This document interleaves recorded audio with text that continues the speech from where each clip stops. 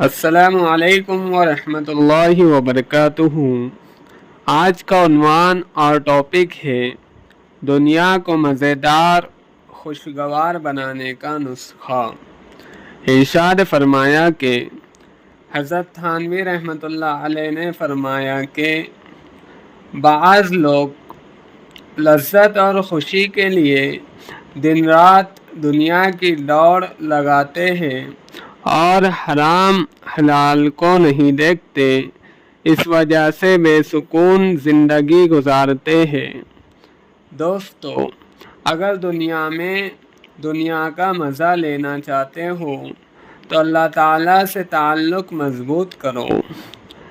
اللہ کے تعلق کی برکت سے ہر چیز مزیدار ہو جاتی ہے۔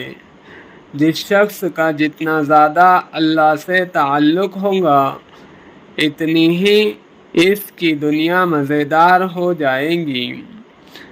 یہ بات میں اپنی طرف سے نہیں کہہ رہا، قرآن مجید میں اللہ تعالیٰ کا اعلان ہے کہ اے دنیا والو، تم VCR میں، عورتوں میں، سینماؤں میں کہاں مزہ تلاش کر رہے ہو؟ اگر تم اعمال صالحہ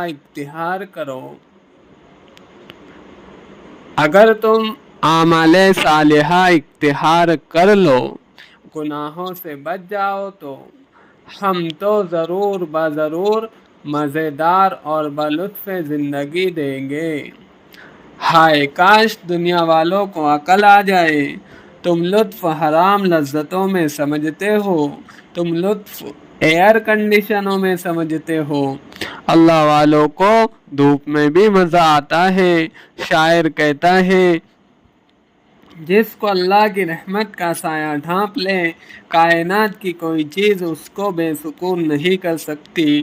اللہ تعالیٰ کا اعلان ہے، جو مجھے یاد کرتا ہے میرا بن جاتا ہے۔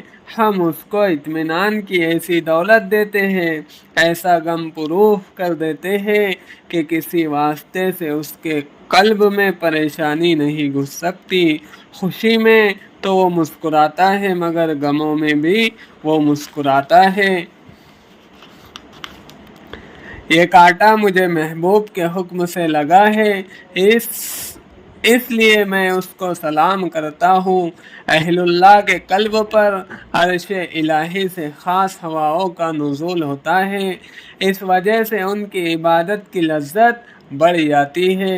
جس کو حضرت مولانا شاہ فضل الرحمن گنج مرد آبادی رحمۃ اللہ علیہ فرماتے ہیں، کیوں باد صبا آج بہت مشک بہار ہے، شاید ہوا کے رخ پہ کھلی زلف یار ہے۔